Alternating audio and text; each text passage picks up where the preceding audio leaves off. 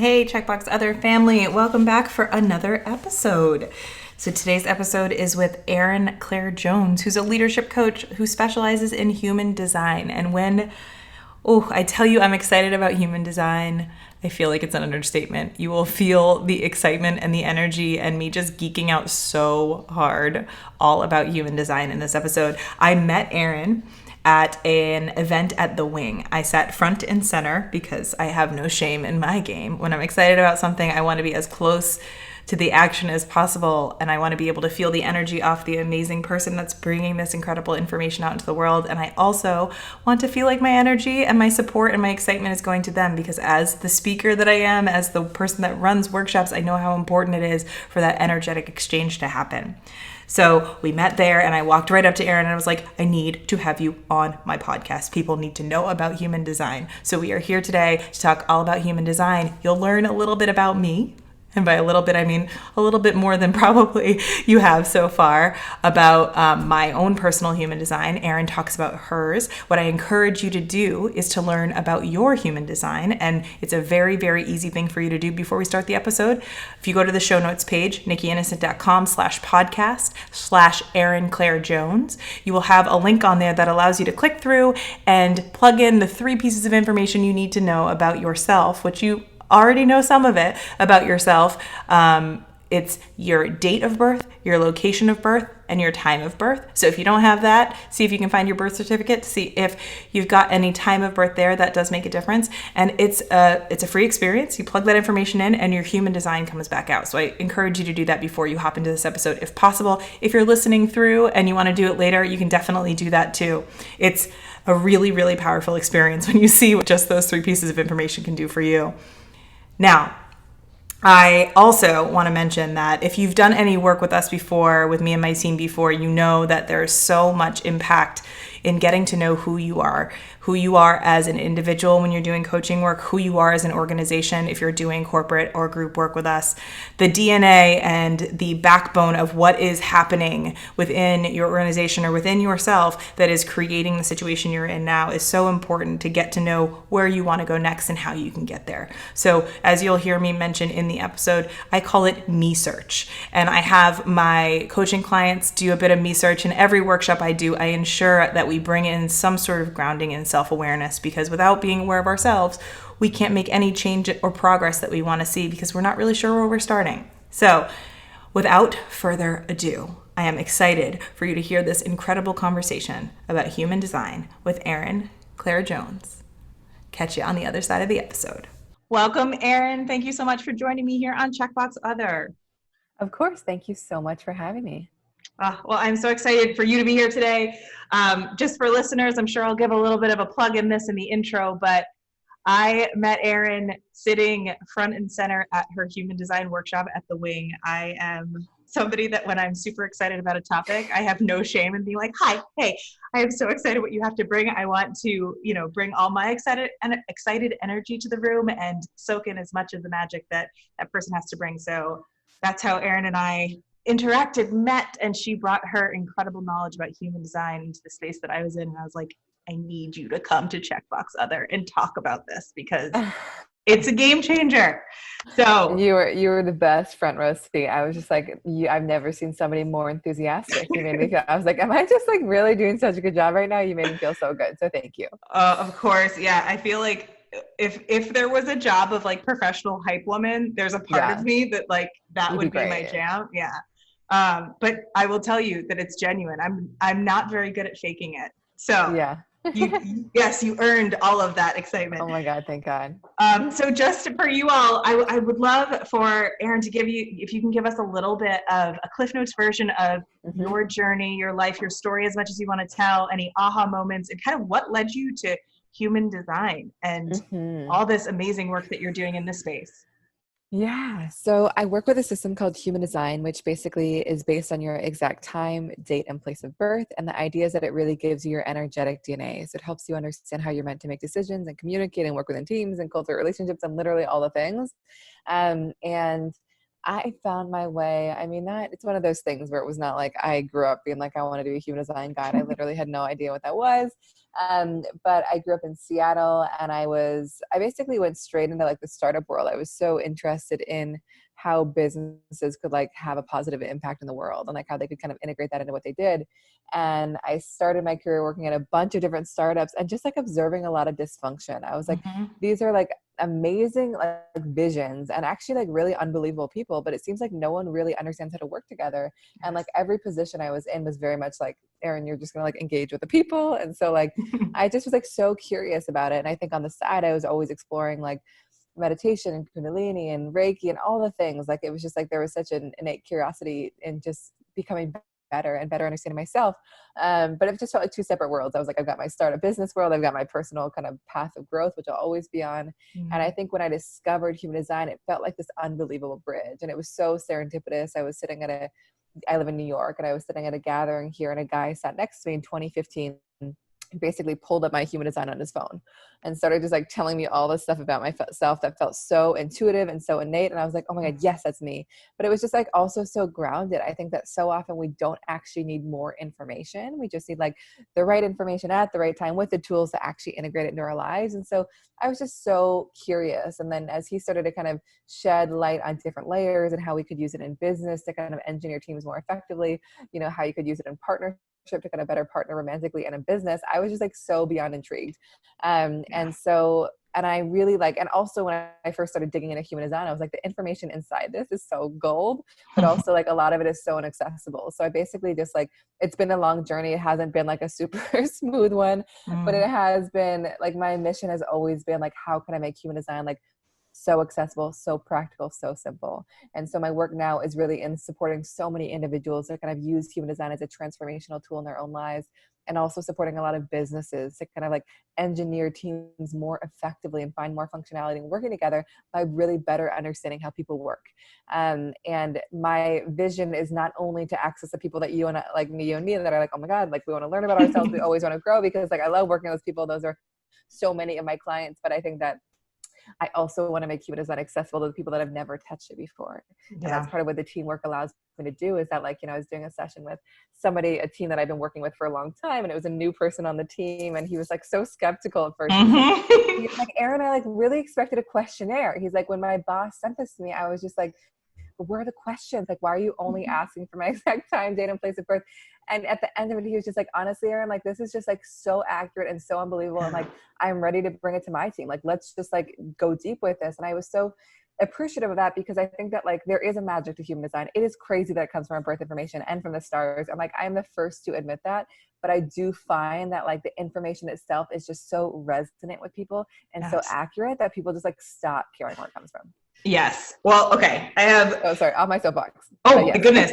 I will join you. I'll pull up my soapbox and stand right next to you. Don't you worry about it. So I feel like one piece of this that just came through in your first experience with human design, and even in that story that you just mentioned of the new employee, that there's such a part of this of feeling seen, even though you don't really know that you're going to feel seen in the experience. And so much of this podcast is about times in your life where you felt other or different, or as though you didn't necessarily belong. So bring us there, and then I'll bring us back, because I have a whole nother question about being seen that goes with this too. But I'd love to hear a time or two. I don't really limit people on here, but where there's been a moment in your life where you felt other or different. Yeah. I mean, I think, so many. I think one is like, my human design is literally all about just like, honestly, I've always felt weird, and I think in some ways, like, we're all weird. And like, my partner always like, we're like the weirdest. And that's why we like found each other, and we're just like the same kind of weird. But I think that like, I've always felt a little just strange. Like, I think that I've like really evolved through communities and friends as like, I've continued to go on my own journey. And so I think that like, I think there's a lot of times where I was like, I don't feel like I'm doing anything, not what the people around me are doing. But one thing I think about is like, so much of my human design specifically is around like really being better as like a leader and a guide than as a doer. And I think I had spent so much of my life trying to do, like trying to kind of just like hustle and make things happen, and just like trying to operate in a way that really didn't work for me. And so I think that like, that was a big aha moment of like, you know what, I'm actually going to be most successful when I choose to operate in a way that like really is more aligned with me, but is not what the other people around me are doing, you Right. know? So that was a big one for me business wise. You know, I think like there have been, oh gosh, like I actually remember, you know, there's like obviously so much conversation around kind of like racial equity and what's going on in the US right now. And, Mm-hmm. you know, I grew up in Seattle where, you know, I went to private school, I went to public school, but I remember, and I was so resistant to go to the private school, but I remember my dad was so obsessed with me joining track. And so he brought me onto a track team when I was, I guess, in like fourth or fifth grade. And I ended up going to the Junior Olympics, Oh, which was like wow. so hilarious. But I was like one of two white women on the track team. And it Mm, was like primarily all like one much more qualified, like Black men and women who were just much faster than me and much better than me. And I think it was just like it was a really important experience for me, you know, because I think that like I had experienced diversity throughout my childhood, but in a case like that, I was really just like so different and also just like really not as good, you know? mm, And so just like learning to kind of like honestly just like try really hard and like do my best to keep up. And it was so amazing that we went to the Junior Olympics, so to really kind of feel like part of the team in that way when I like really hadn't been the minority through much of my life, you yeah, know? And so that was I'm so grateful for that experience and a lot of experiences like that, you know. I think just like, I think the more exposed we get to diversity and different ways of thinking, obviously far beyond race and so many different ways of thinking, I think the more kind of empathetic and understanding we can become. And so I definitely. think all those experiences where I was able to travel and do these things, I was just like able to see so many different perspectives and like really move so far beyond my own, which was just so important. Yeah, you know, it's so interesting. I love, I'm going to talk, kind of talk to the two different pieces. So the whole Yeah. idea of, you know, this messaging that we get, so about being a doer and being Yeah. like your value being what you produce and your productivity, and the fact that like we're all supposed to fit in the mold of, I talk a lot about my time in corporate as being like feeling like you need to be a hamster in the hamster wheel, or like the Yeah. robot that makes the machine work exactly as it should. Mm-hmm. And if you take one step out of the line, or you take one step out of the assembly line itself, you're the weird one. You're different because you didn't just fall in line. Yeah. And there's this part of things that like we feel like when you're in a moment like that, you feel so isolated and individual and different and other. But when you actually talk about it out loud with other people, they're like, you know, I felt the same way. I thought I had to be this particular Mm-hmm. model of a worker in order to be seen as productive and valuable. Totally. And so I think that even just the differentiation between like leader, educator, and doer, because a lot of people are like, well, if you do enough, then you become leader, educator. And there's a Mm-hmm. part of even just the management track that a lot of folks go on. It's like, if you've been doing it for 5 years, then magically you're a manager. And it's like, no, those are actually No. different skills. Exactly. You know, and I did a session with a woman yesterday and she was a projector as well. And she's like, well, I can't really be a projector in a corporate environment. Like, it's just not how it works. And I was like, Mm, I don't know if I'm convinced of that. You know, I think that like, I think we need to really understand ourselves and then honor it. You know, I think like yeah. projectors, you know, so projectors are the type that's like not designed to do all the doing. Doesn't mean they're meant to be any less successful. It just means they're here to do things in a different way. Yeah. And so I think that like we have some rewiring to do to kind of like trust that success like is gonna look different. And that's Yeah. actually such an important part of like becoming who we are and actually being truly successful. Because like when I was working so hard and burning out, like I didn't feel successful at all. Mm-hmm. You know what I mean? Right. I was Yeah. like, I'm so pooped. I'm not resilient. I can't like have important conversations. Like everything felt so much more challenging. Yeah. Well, and you know, I think exactly how you're able to kind of pull back and see that your differences aren't necessarily just your experience. And so, you know, the Junior Olympics experience and the track experience of being in an opportunity where you're seen as maybe not part of the collective we, and Yeah. being able to see that, oh, I am different from even just from a racial perspective, because there's not very many experiences in life where people that are white are feeling as though they don't belong, or they are in Yeah. the minority in a room as far as Yeah. just numbers. And so to have Mm-hmm. that experience, I think, is part of this too. That's so interesting, to be like, hey, you know what? I've spent so much of my life not even feeling that way. I have Yeah. this experience to feel that way and to allow myself to sit in that discomfort and to feel that discomfort and to empathize, whether that be with folks that are having this experience from a racial dynamic on the other side of Yeah. the spectrum, or in anything like being a projector that feels like I'm in a room of generators. So as a Yeah. projector, I am all Totally. by myself. Can I share one more example that just came to mind? And it's just like such a silly one. Yeah, go It's for it. like I went to college in Rhode Island, and I like after my junior year I took a semester off, and I had been like studying Portuguese. I was just like very drawn to Brazil. So I went and spent like 5 months in Brazil in Bahia. And it was like just I remember like happening upon a dance class one day, and the dance class was like I was just like so terrible, and it was like the most like I mean, it was just like, honestly, these people were like unbelievable dancers. And I just like kind of had to accept the fact that like I was really going to be the worst, and I had to just keep showing up. And I remember at the very end, I was in like a huge dance performance with everyone. And I just like remember that moment so clearly, because it was just like, I was like, I'm really not as good as these people. Like, I'm not going to try to, I'm just going to like respect their magic. And like, I'm so grateful that I could be part of it. And so I think moments like that, it's just like, I really had to just like and even with the track example, like I really had to like let my ego go. And just like, you know what I mean? Just be like, I'm going to honor these people so deeply, and like I'm just going to show up in respect to that and however I can do it. But it was just like I remember being in that performance and being like, I cannot believe I'm doing this. Like I must look just so strange because I looked so different than everyone was there, and my skill was very small. Yeah. Well, and even more so, right? Like thinking of the projector part of you that is drawn to kind of being in that kind of leadership role. I'm assuming, again, you're the expert, I'm not here. Yeah, I know, I love it. That there's a part of this that's like a lot of times when you are somebody that is in a situation that you're not able to lead because you may not know.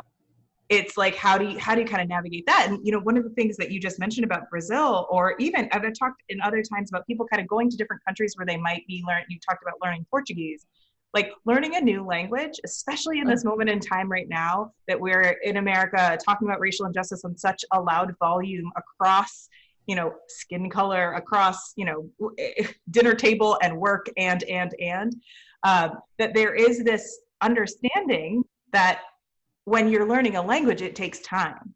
And what's happening right now in our country is that there are so many folks, and even folks that have started to be beginners at this language, that are learning a language, but expecting to all of a sudden be fluent because they read one article, watched one movie, did one thing. And so I think there is a part of this that is, yes, ego. Thank you so much for showing up in times when I need you. And also, hey, I see you. I don't need you to be front and center right now. So you can take a moment and allowing yourself to be educated and to learn the language without having to be in front of the class.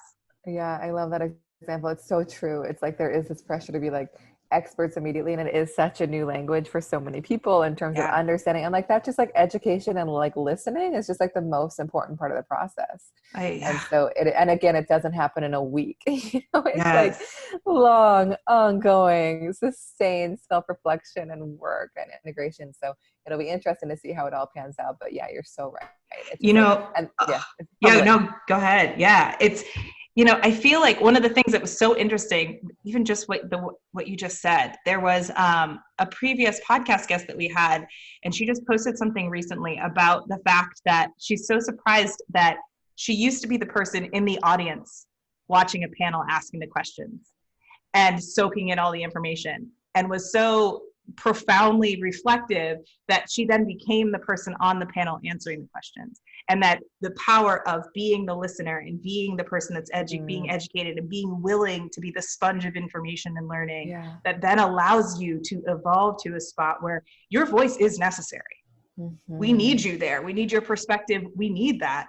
But we need that perspective with the ability to show that, hey, I've done the work and I've learned to get here. And so it's I feel like so important in so many things. And so I feel like human design is one of those things that I use so much when I'm coaching folks, when I'm working with organizations, that I'm like, this is so important for you to get to know who you are, where your energy comes from, and how those around you might differ or be the same as you. And so I'd love for you to talk a little bit about, you know, I call it me search. So research about me, heard it from other people. Research. Yeah, I know. For me and you, personal development people are that are like, yes, let me learn more about all this stuff that's like in that closet door I haven't opened about myself. But I'd love to hear a little bit about like what, like, so you mentioned projector. I believe I'm a generator, if I'm thinking about correct. But I'd love for you to talk a little bit about the different categorizations within human design. You talked a little bit about like the pieces of information that you plug into this particular assessment, but can you talk a little bit about kind of the what goes into it? So requires your kind of exact time, date, and place of birth. You know, there are lots of places to look it up online. On my website, it's erinclairejones.com/lookup. But basically, once you input that information, you're going to see this crazy chart with all sorts of colors and shapes and then words. And it's just like, it's a lot of information. And there are about like 2 billion different configurations. So it turns out we're all like insanely unique, you know, but at the highest level, there are 5 different types. So that's an amazing place to start. So there are generators, manifesting generators, projectors, reflectors, and manifestors. So generators and manifesting generators are basically the people that really have the energy and the life force to kind of build and create and make things happen. They're really kind of meant to wake up in the morning with like a full tank of energy, to use up their energy in super satisfying ways throughout the day, and then kind of crash and wake up recharge. If they're not kind of fully exhausting their tank, doing things they enjoy, they can just like, one, feel super restless or just like depleted in the wrong way. And so it's so like of service to the world for you to really have strong boundaries and like only say yes to what truly excites you and kind of lights up your gut. The difference between the two is that manifesting generators often thrive when they have their energy in a lot of things at once. These people are kind of like multi-passionate by nature and like are meant to just like, you know, be building and creating lots of things. Like I'm doing a podcast and I'm doing corporate consulting and I own a dance studio and I'm a mom. Like that's their magic. And so often they've been made to feel scattered or like they're doing too much. They actually kind of need that level of stimulation to feel successful. And also manifesting generators have a gift of moving very quickly, but in doing so, they can like skip a few steps along the way. So it's always good to have people around them that can kind of support them in this step-by-step process. And then for generators, for you, it's all about mastery. You know, it's also pivoting when the energy is no longer there for something, but it's going really deep into the process and kind of like mastering the process. And then for both generators and manifesting generators, the strategy is magnetism. The idea is that like, you're not really meant to chase after anything. Life is meant to come to you, and your work is to open up your awareness and see what's showing up, and let your gut response kind of guide you towards what you're available for. And I would also encourage both generators and manifesting generators to really take inventory in their life, like really checking in and be like, what are the parts of my life that are the most energizing, lighting me up the most exciting? How can I funnel more into those things? What are the things that are the most draining, the most depleting, the most exhausting? Is it possible for me to kind of take my energy out of those things? Oh, well, okay. So we've got, I just was like, yes, I feel seen. So we've got generators, manifesting generators, projectors. You want to talk, you gave a little bit of, you gave a little bit of background about that when you were mentioning your own type, but I'd love to hear a little bit more. Yeah. So I will also, sorry, I was going to ask you, I stopped because I wanted to hear your experience. How do you feel that? Have you, okay. Yeah. I mean, I'm like trying not to giggle in your ear too hard. One of the things that was going to be my other question about feeling seen was like, how much do people feel like you're like super creepy stalking their life when you talk about this stuff? Because you feel seen in a way that like you haven't necessarily even allowed yourself to see yourself. Totally. So I feel like that must be such an interesting experience. 100% for me. If anybody knows me, and I feel like if you're listening and have listened before, like my energy is something that permeates everything in my life. But when you were talking about earlier, you're talking about the fact that you're using your energy in places that you're not meant to. I'm somebody that has my foot on the gas almost all the time. And I've been spending so much of my time putting my foot on the gas in energetic ways that haven't really worked. And so when I was in corporate, burnout was the output of me trying so many different ways to try to find the right place to put my energy. And it finally took me saying, oh, the environment I'm in, I'm not able to do that. Yes, in the same way that your projector friend was like, projectors don't get to live in corporate. I don't know that I believe that that's really the case, but I think that when you're able to give yourself the grace to say, okay, what the situation I'm in right now isn't working for me. That was the thing that allowed me to take that energy, the Energizer Bunny kind of feel, again, the hype woman, all of that feels so aligned with it. And then the second piece that feels like, oh God, Erin, have you been like in my life the last couple of years? Boundaries have been something I think a lot of women have this experience because culturally we're not necessarily conditioned to believe that we're encouraged to hold our boundaries. We are here as people pleasers, as people of service, as the people that birth others and take care of. And so our boundaries tend to be blurred just by larger societal messaging. But me personally, boundaries have been a huge struggle. And it's funny because people that have met me in the last 2 years are like, no, your boundaries are great. It's like, yeah, you know how much work, dedicated work around boundaries went into that. But yeah, I think that you hit the nail on the head. And I encourage I'll say this right now. If you're listening to this and you haven't gone to Erin's site, and you don't know what type you are, I really encourage you to go do that as you're listening, because I think you'll feel a little bit of that, like feeling seen, and maybe a little bit of that, wait, get out of my head. But I also, know. it's a beautiful experience to feel seen in this way and to let yourself know more about you. So, yes, thank you so Totally. much for that. No, I love that. You know, it was so funny. I had a friend recently. We can talk at the end, but one of my offerings is something called the Blueprint. It's like a Mm. 30-page PDF on your unique design. But I had a friend buy one for Valentine's Day for herself, and then for her boyfriend. And her boyfriend had like never heard of human design. I was like super skeptical, and I saw him recently, and he was like, Erin, I was like so freaked out. I was just like, he was asking his girlfriend, he's like, Erin does not know me very well. Like, has she been following me around? Like, truly has she? Because like, I don't understand how she knows these things. And so it is like kind of a freakish scene sometimes, Mm-hmm. but in a way that again is like often makes people feel just so relieved, because it just like Yes. gives them more and more permission to be exactly who they are. So then we have our projectors. Projectors are really here to kind of be, as I mentioned earlier, the leaders, the guides, the advisors, the teachers, not here to do all the doing.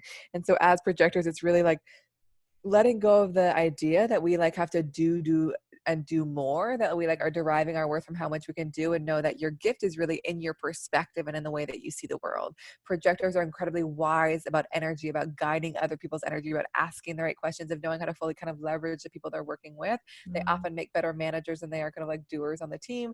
They can also make amazing like coaches, therapists, psychologists, because their energy is focused on the other, on how to support and guide other people. Our strategy as projectors is all about waiting for a sense of recognition and invitation. The idea is that like you just bring a really unique thing to the table. So if you're brought into something and maybe expected to operate like a generator, like I shared earlier, it's going to burn you out and probably just not feel very good. But Yeah. when you're really invited in and recognized to share your magic as a projector, then you're really kind of able to express in a much more empowered way, in a really aligned way, and kind of honoring those ebbs and flows. And then we have our manifestors. Manifestors are the ones that are here to initiate, get things started, get the ball rolling. Not always here to do all the doing, but sometimes just to get something off the ground. Mm. Often they really need freedom and autonomy and control. They're really not here to be told what to do or managed or guided in any way. They're very much here to kind of do things on their own terms and in their own way. So they can struggle a little bit if they're like working for a company that's like placing serious confines on like Mm. what they can do or Yep. micromanaging them. So it's good for them to have like their own domain in work, where it's like, this is my domain. I'm going to do what I please. Like, I'll, let you know how it goes. Or if they're just like naturally kind of entrepreneurial or innovative and kind of just like chart their own path. Often they're pretty happy being left alone just to kind of do what they please. Mm. And their strategy is all about initiating. So they're really here to kind of make the first move, whether that comes to dating, business, all the things, and also about informing. So once they've made a decision, it's reflecting on all the people that decision is going to impact, and making sure they let them know before they do it. It's often like the least natural thing for manifestors to do, but it's meant to make their lives so much easier. It's Mm. not about asking for permission. It's not about explaining themselves. It's literally just giving people a heads up before they do something. Love it. And then we have our reflectors. So reflectors are the most rare type, about 1%. And these are kind of our collective mirrors. These are people that are incredibly sensitive to their physical environment, and they're basically always taking in everything in their space and mirroring it back. So you really get a good sense of like what's going on in like an environment or community or society just based on how that reflector is showing up. And so it's so important for them to really choose to be in spaces that feel good to them. And their identity is always going to be shifting and adapting and mutating. So they're going to have periods where they feel like a generator, like a manifesting generator, like a projector. And Mm. so just honoring that and not trying to be just one thing, like knowing their magic is in their fluidity, not their fixedness. And also the last thing I'd say about reflectors is their perspective is just so objective and next level. And so we always call these people evaluators in business. So it's really important for them to kind of invest in spaces and in communities where their perspective feels so kind of like recognized and invited in. Oh, I love this. So, and just, I know you mentioned 1% for reflectors. Yeah. Generators, from what I remember. So I have like 2, maybe 3, maybe 4 pages of notes from your from your presentation because I was so excited. But from what I remember, the generator and manifesting generator bucket is the largest. Did you kind of go from Correct. percentage-wise largest to smallest there? Yes, I did. So generators and manifesting, and again, these percentages are like not totally exact and they Right, keep right. evolving, but generators and manifesting generators are like 70% in combination. So about 35 each, 30 to 35 each. Okay. Doesn't mean that you're like the majority and a boring type. You know, it's just like the type is the first piece. Like sometimes people will come, they're like, I'm a generator, I'm so bored, but there's just like so much more. That's just the first piece. And it's like, wait, we actually need you. You're the one that like makes all the things happen. Projectors are about 20% and manifestors are about 8 to 9. Okay, very cool. And then the other question I had, just like, I guess there's the analytical part of, you're like, okay, so how does this whole thing make up? You know, as you're talking about these things, I'm sure people are hearing the different types that might not have come up in their results, and feeling like, oh, well, I guess I'm a little bit of a reflector and I'm a little bit of a projector as well. Obviously, you mentioned reflectors tend to have mirror a couple different aspects of these things as they're going through different situations. Does that tend to happen within others? Is it more like a spectrum piece that you can kind of, these things can show up, or no? It's usually, it's going to be, there's like one primary, and not even there's like, you have the secondary. It's like, there's one that you really are like, we're often conditioned to be things that we're not. And so there is definitely a layer of being like, what? I like was trying to initiate and be a manifestor my whole life, or like I was trying to be the doer and be the generator. So like there, and when you look deeper into the chart, you can see pieces where it's like, oh, I can see, you know, where that might have been coming from when you felt that. And even like, say, a very specific example, like around reflectors having a more fluid identity, that could actually be true for everyone, depending on another aspect of your design, but it is the most magnified and the most influential and the most intense for reflectors. So that's like a primary part of who they are, whereas like it's going to be a piece of a lot of other things for other types. So there are different pieces that can play in, but there is going to be, it's kind of like how we're meant to use our energy. And that is kind of meant to be consistent, where it's like generators and manifesting generators here to like build and create and do, projectors here to guide and ask the questions, manifestors here to like initiate, and reflectors here to kind of reflect things back and evaluate and let us know how it's all going. Love it. Okay. I'm like trying to keep myself from being like, and. I know. But one of the pieces that I found so profound, both within human design and just kind of within life itself, because we don't necessarily talk about this, is the idea of within your chart that you have these areas that are kind of fully formed, and then you have these things that are called open areas, I believe. Correct. That are on your chart are white and kind of that are more apt to being conditioned by your environment. Can you talk a little bit about how those particular pieces show up in your chart and what that means? Yeah. So when you look at the chart, you'll see there's some areas that are colored in and some areas that are white. We all have 9 different centers, and each of the centers, which is going to be a geometric shape, will represent a different function in your body and a function in your life. So maybe it's like your communication or your intuition or your emotions or your identity. When the areas are colored in, doesn't matter the color. What matters is that they're colored in. Basically means that like that's a thing that's like where you're drawing your energy from, a thing that's like operating in a more kind of consistent and reliable way within you.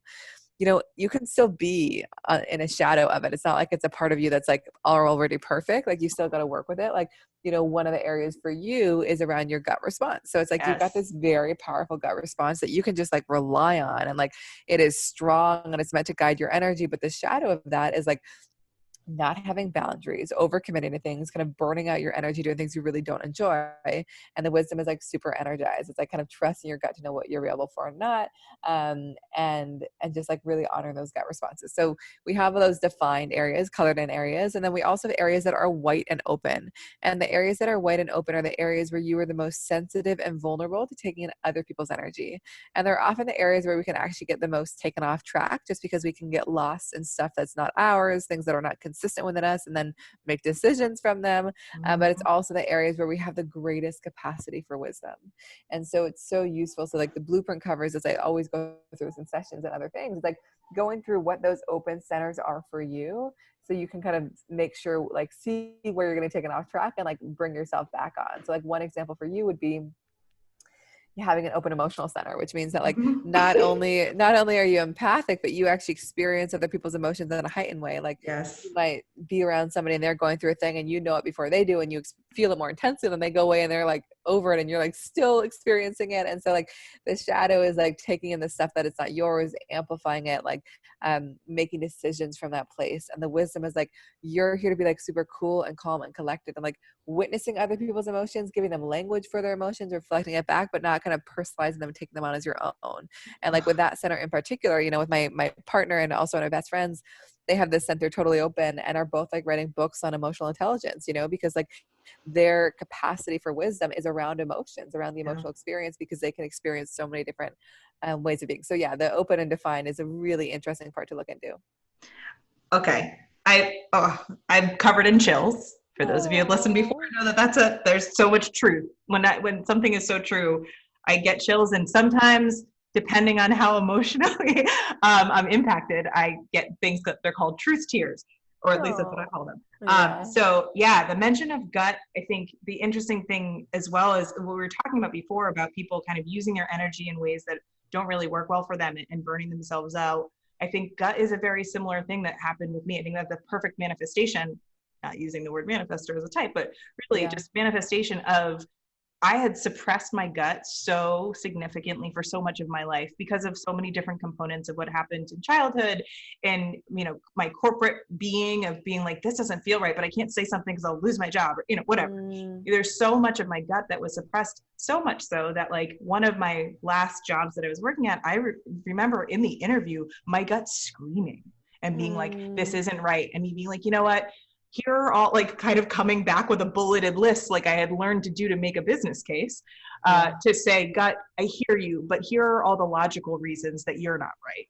Right. And so that ended up being a job that almost immediately, like day 3, I was like, what am I doing here? Mm, And there's I think the beauty of what I've learned in so much of this stuff is when you're so misaligned with something like your gut, if your gut is your center that's so full, sometimes when you push against it so hard, that's an example for you moving forward to be like, okay, see, it knew. totally. So much of what I do now has been around really getting familiar with my body. I've spent so much time kind of detaching myself from my body. I stopped playing sports in a college. And so that was like from a very young age, so much of my relationship with my body was through that. And it went from kind of this physical body to detaching myself to be more intellectual, more mentally stimulated, because that's where my value was at work. And Mm, so the past couple of years, I've been really focusing on body, whereas where my gut shows up, which is where those truth tears and those chills come from, and the heat in my body. mhm. One of our previous guests, Elizabeth D'Alto, does a lot of work in embodiment and trusting and knowing your body. And there's something so beautiful. And I think part of the generator piece too, the kind of magnetism of when you're feeling something that comes to you, that you're like, oh, I don't even know why this came to me, but I'll trust that it came to me, and then trust that your gut will tell you that or that yes or no feeling of, is this something you should be doing? So I think that is like has been transformational in my life to this point. In the last few years specifically, just allowing that to be the reality and not questioning it with that bulleted list, or, can you make a business case for me, Nikki, as to why we should trust ourselves? Totally. So I think that's a Totally. huge part. The open center piece is the part that I think specifically, if you are somebody who is in business or really just grew up in America, Mhm. there's this feeling that we should be certain about all things, especially right now, that we should be feeling certain about everything that comes along. And this idea of part of you kind of being open and vulnerable is a scary thing. Mhm. And I think, emotionally, for me, one of the things I learned as I was trying to figure out how to kind of let go of the things that were taking all that energy from me. This emotional thing is a perfect example. I've had such a hard time celebrating my own stuff. I can celebrate anybody else's stuff. Like again, hype woman all day. I will build you. I don't know. I'll find the fountain of youth for you if we need that to be celebrated. But for my own stuff, I completely am detached from it. And so it was this ability Mm, to be like, why am I so flooded with emotion when my cousin just got this certificate she's been working for years? But when I find the one thing I need, I can't quite get there. And figuring out mm, where that imbalance comes from. Not that I never want to feel anything about anybody else's celebrations, but I need to find a balance so I can feel mine as well and not have yeah, theirs kind of flood my emotional centers in the same way. So thank you for totally. sharing that. Yeah, it's just so useful to know what the areas are, because again, they're just like the areas where we're here to be wise, the areas where we're here to be in school, but also the areas that are more inconsistent, so we can't rely on them to make decisions. Like Yeah. another example would be like one of the areas that I have open, which will actually be true for all manifestors, projectors, and reflectors, is like our like primary energy center. And it basically means that like our biggest shadow is doing too much. It's like being super overzealous, not knowing when to stop, kind of taking on other people's energy, trying to keep up. And the wisdom is just like really not getting lost in the doing, honoring what our unique role is, whether it's guiding as a projector, initiating as a manifestor, reflecting and evaluating as a reflector. And like, it's just been such a useful one for me to know, because like my partner will call me out so quickly when I'm like overzealous, and I just like know that that's a big challenge in my life, you know? And, and often like as projectors, we just don't know when to stop. So it's just like having language and a framework has been so useful and kind of bringing me back into the wisdom of it. Yeah. And I think there's even the part of like having words, Yeah. so much of my background, is in marketing in corporate America, and the importance of language and definitions, and that, the kind of bringing the abstract concrete, is so important. And so as you're talking about human design and bringing it, I know you mentioned you bring it into workplaces, you use it with new employees, you use it to help teams. How has that how does that play out normally? And then can you just maybe share an example of how it's kind of transformed the work of a team? Because I think that a lot of people, when they think about this type of personal development stuff, it's like, oh yeah, cool, that's great for me to do on the weekend for myself or with my partner. But how have you seen this play out in the workspaces, and how has that kind of transformed those parts where people might be coming to an impasse about something? Yeah, I think that honestly, it just like gives people permission to be themselves at work. I mean, we spend so much of our lives working, and like with these people, but not always like totally understanding them. So, um, in terms of how it plays out, I mean, there's so many different ways to do it. Like I work with people on hiring, I work with people like once the team is already there, how to kind of operate best. But like, one team that I started working with recently, it's like I've been sitting with each individual and then kind of sitting with like a lot of different partnerships, people that work closely together and helping them better understand each other before we kind of do a full team thing.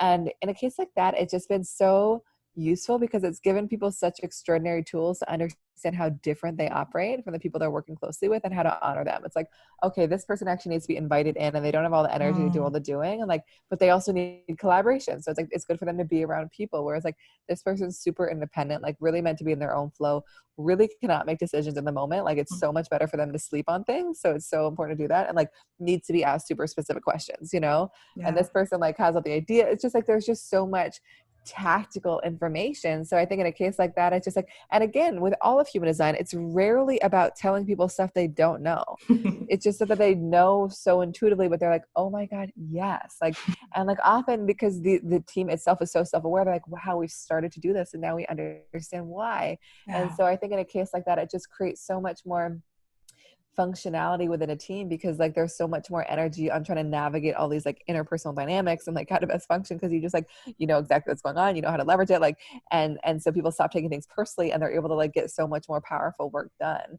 I think in terms of like the results and the impact, like it just, I mean, it's so profound. I think that like it is, I think of one team I worked with, I must maybe a year ago, it's just like they were, when I first came on, it was like all manifesting generators. And so it was like all these people that had like the most amazing energy and life force, but also the energy was like kind of all over the place. You know what I mean? Because they were all like on their own little path. And so in a case like that, we brought in a projector, we brought in generators, we really diversified the team, and they were able to kind of build so much more effectively because like they needed each other. They needed different types. They needed different ways of doing things. And so, and like also with teams, you can start to see where the gaps are. You can be like, wow, there's a real gap in like accounting, meaning like no one's gonna know where the money's going, or maybe there's a gap in vision. It's gonna be really hard for them to get clear on the vision, and so all their energy is gonna go into that. So it's just like these small things, but when you bring in the right people that fill the gaps, like things happen so much more smoothly. And so I think that it really is like, and I think any of those systems within companies around Myers-Briggs and Enneagram can all be so useful.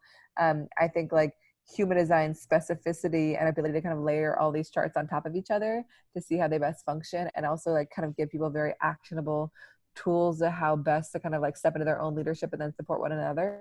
It's just so next level and so useful. And I think also it really like, there's just like a deeper level of understanding and respect, because you're like, wow, like I see all your magic. I know what I can lean on you for and what I can't, and like, and just, I think we get so tripped up, whether it's romantically or whether it's, in business, and we kind of expect people to be different than what they are. So they kind of like honor exactly who it is they are. It's magical. It is. It's so funny. I feel like when I'm working with individuals or teams, so much of when you're having that first conversation is about what either you lack, what your company lacks, what your coworkers lack, wherever that kind of friction point is around kind of weakness or lack. And I focus so much on how do we take that and shift it to strength, because we stay in lack, we just keep going down that rabbit hole of lack and we can't really grow from there. But how Yeah. do we focus on strength and figure out how your strengths and my strengths can complement each other? And then if there is a gap there, how do we fill that? How can we fill that either within the strengths that each of us have, or do we need to bring in something else to help support us? I think that that's so important. Totally. Oh, go ahead. Oh, I was just gonna say, I mean, personally, it's like my boyfriend is my business partner, and like he's a generator, I'm a projector. We're just like different in all the ways that we could be different. And I think that like it's been, and I formerly had a business partner who was a manifesting generator, and I just think that like it's been really powerful for me to use in terms of building my own business, because like I think that I used to try to like do all the strategic business stuff in addition to the human design. It was just like a lot, and I wasn't great at all the things. And so like it's been so useful to build a company this time where it's like, wow, what I really like excel at is working with people and being like the best human design guide I can be. But like having somebody else to support me on like literally everything else allows me to do that work, you know? And so I think it's just been really empowering to kind of release the things that I'm not really built to do and actually don't really desire to do, and like just really hone the things that I love. And so I think it kind of allows people to really distinguish and get clear on like the unique value they bring to the table and just lean into that even more. Yeah. You know, I feel like I'm going to take this episode and bring it for any kind of engagements that I'm having or conversations I'm having when we're bringing this work into business, because it's, you know, so much when I've done proposals for organizations around kind of, I don't know that they would call it behavior change, but strategy sessions and, you know, overcoming issues that are happening that don't really have a finite reason why they're happening. Or it's, you know, we need a clear path forward and our team's not coming together. That's our clear reason. It's like, yeah, oh, okay, I hear that. What has happened to me in the past with some organizations, especially kind of the organizations that are in more traditional corporate settings, is when I come to the table and say, cool, so the first part of the work that I do is that we really need to get to know where we're all starting from, who you're working with, get to know them. Human design is part of it. VARC is another part of it. You know, where and how do you receive information? How do you communicate out information? I don't know if you've heard of the Colby A, but it's I haven't gotten into it, but yeah. It's so interesting. And there's so many of these things that come through as beautiful clues to why things are happening. And it's not necessarily how you've structured your PowerPoint deck, or, you know, how your VLOOKUP is not pulling this together, that very, very tangible stuff. And it's also not necessarily how many retreats you have, or when you have your happy hour, or when you have your status meeting. There's so much about really honoring the fact that, as you mentioned, each of us is unique in our own way. How do we play up the strengths of each of us, each and every one of us, to make the team collectively rise as well? So I'd love to hear a little bit from you about how you've, because I think of human design, at least from my perspective, as the easiest of them, because you don't actually have to do anything.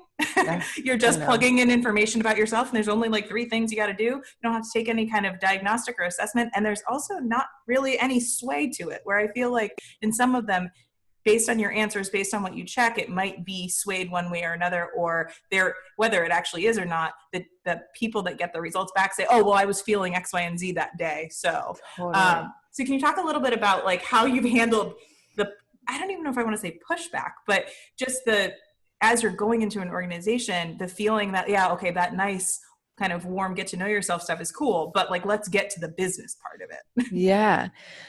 So I do kind of appreciate the exact time, date, and place of birth. Like that's all you need, because I think people do expect more. And I also just like, the magic of human design is that it not only reveals the things that we're conscious and aware of, but also all the things that are unconscious and underneath the surface. And so like there is, you know, when we're answering questions or self-diagnosing, we're often answering differently based on why we're answering the questions. We might evolve over time, you know, so like things can keep changing. And I think they're sometimes a little bit less reliable because they might also be aspirational. And so I kind of have appreciated the simplicity of human design in that they're, like you said, it's just you enter that information and there you go. It's like there are no questions to answer. That said, I've never felt like it's really boxed people in a way that like you don't have to align with your human design, and it doesn't actually tell you what you're going to do with your life or predict your future in any way. It's just more, this is like your specific operating system, and often by aligning with it, you're just going to find so much more flow in your life. I think I haven't really experienced a whole lot of resistance. I really expected it, you know, because like I'm going into companies and I'm like, give me your exact time, date, and place of birth. And they're like, these days are like, great, I'll do it, you know. But I think that my experience is that I really am intentional about presenting it in a way where it doesn't feel like, one, I'm putting them into a box, where they Right. still feel like have agency to choose whether or not it aligns with them, and also to like take the pieces that resonate and leave the rest.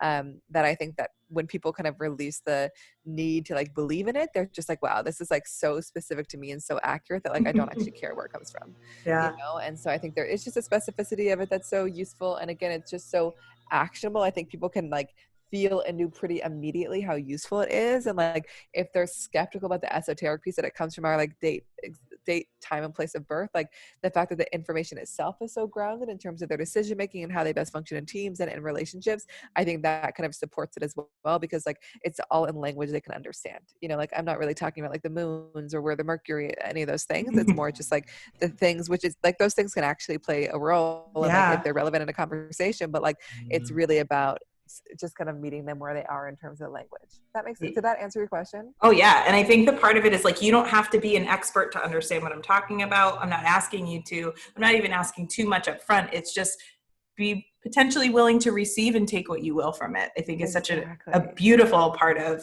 how you approach those rooms, but also just how you take the pieces that are allowing you to meet people where they are. So much of when I'm coaching individuals, coaching groups, creating programming, the whole message that I put out first is my goal is to meet you where you are.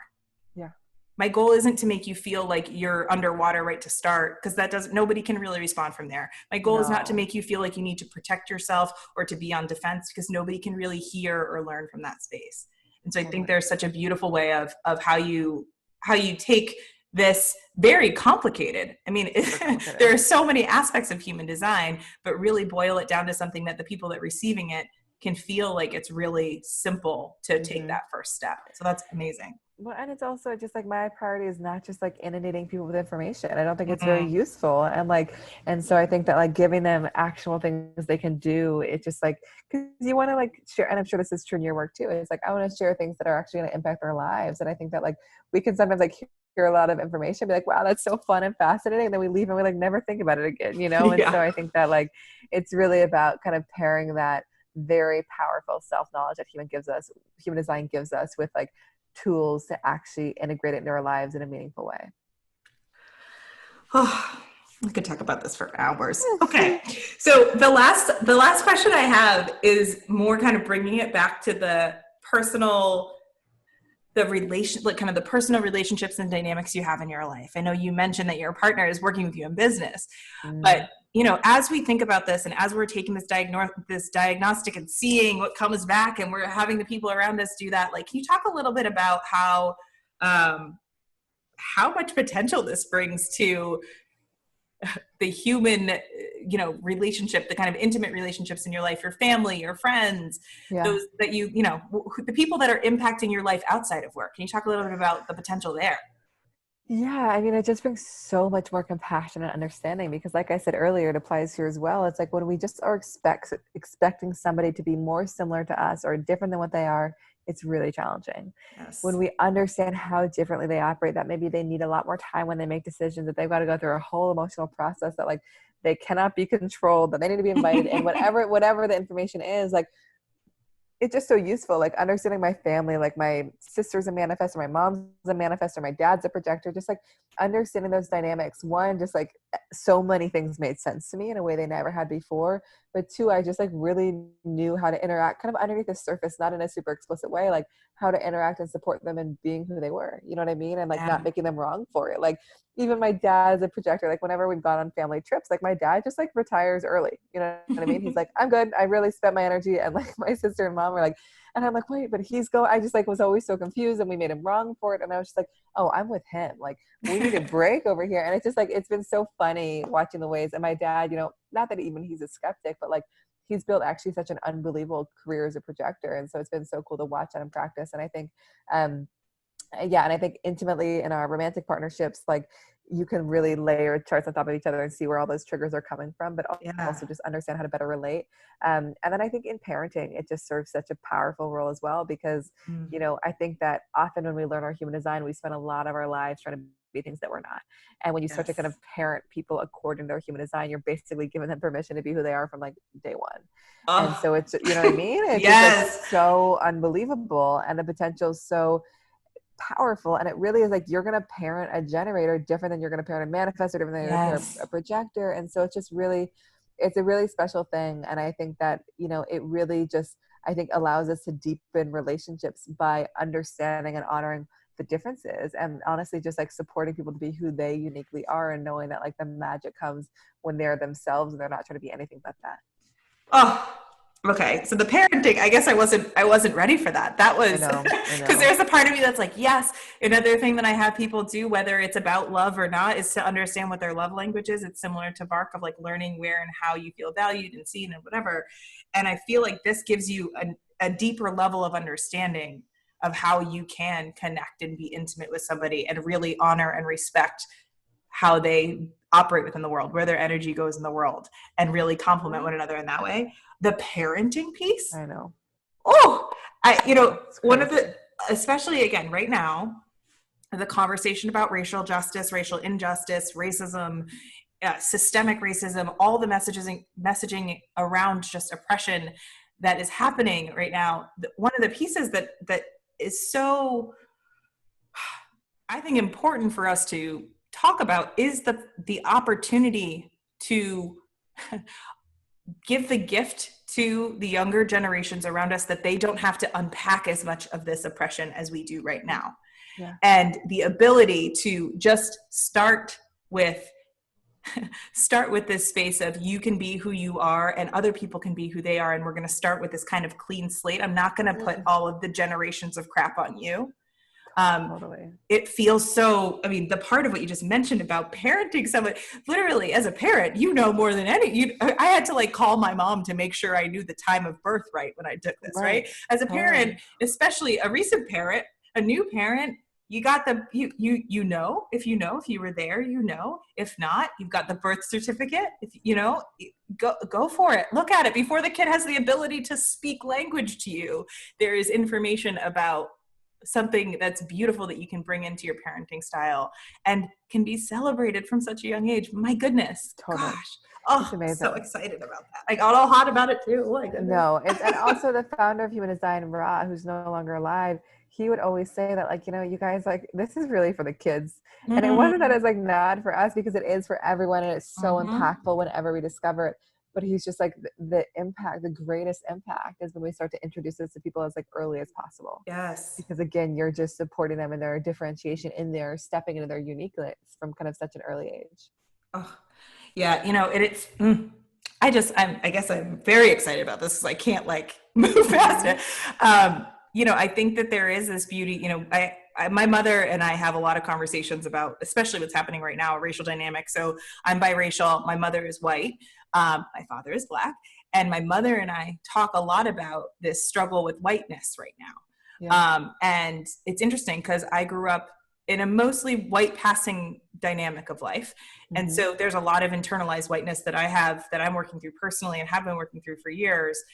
And I think we'll be working through for the rest of, there's a lot of indoctrination that happens by being here, but also working with my mother on the same thing. And I think there is a part of this that one of the pieces that we talked about was like this language that people use of, the children are our future, they'll save us. The youth vote will save us. And this idea that yes, we can parent children and accept it with language and with acceptance that they are different than us, that they can be their human design type as fully as they're able, but also that the best way for us to model that is to do that ourselves as well. Yeah, so it's not just, okay, let's focus on the kids. It's yes, and if I model that myself, it reiterates the message that I'm saying out loud to my children. I love that. Yes. Because it's like, and as a parent, it's like, okay, let me support them and be themselves, but let me honor who I am. Yes. And that's actually like the most inspirational thing I can do. So yes, you're so right there. Oh, I love that. Well, I will, everybody, there will be so many pieces of information in the show notes for this episode. So please go look at that. There will be a link to Erin's site for you to take your human design test if you haven't yet. At this point, I feel like you should have, because there's so many things that you would have gotten out of this so far. If not, take it, listen to this again. And Erin, any other things you want people to know about how they can interact with you and work with you?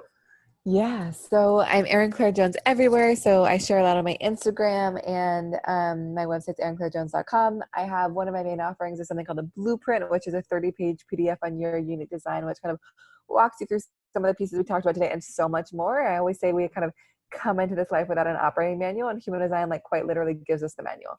So this is like kind of meant to just give you the manual you can keep returning to. We can do a discount code for your audience if you want that. And then I also do individual sessions, partnership sessions, and team sessions. Amazing. All right. We will get that discount code up on the site.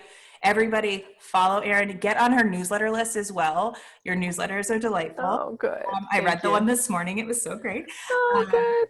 And yes, please connect with her, follow her, find out your human design, spread the word about it. My goodness, it will. The operating manual piece. We all need one of those. Come on. We just need it.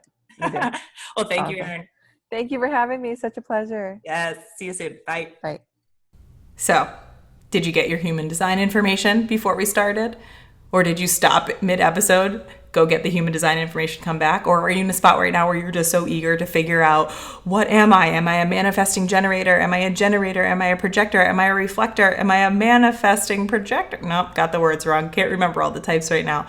But I encourage you, really, if you haven't yet, definitely go find that out. It's such a cool experience. I would love to hear from you. I'd love to hear how this episode resonated with you, what you liked, what made you feel a little uncomfortable, what you'd love to hear more of. I really, really had a lot of fun doing this episode. Obviously, you can hear it. And with what's happening in the world right now, it's so important for us to get to know who we are, where we're coming from. So as we're starting to make movements towards the shift that we want to see in this world and how we're evolving to the next iteration of who we are, we understand where we can come from, where we operate best from, where our energy comes from. So I really encourage you to do a deep dive in human design. We have a code for you where you can get 10% off the blueprint that Erin talked about in the episode. So the code, super easy, is just checkbox, all one word. And if you plug that in, you'll get 10% off the blueprint offering that Erin mentioned in there. We also will have this information on our show notes page. So please head on over there for more information about all the stuff that we talked about in the episode.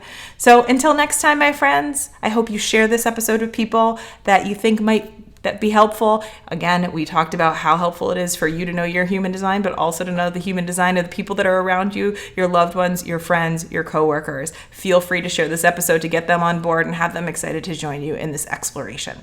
I'll catch you on the next episode.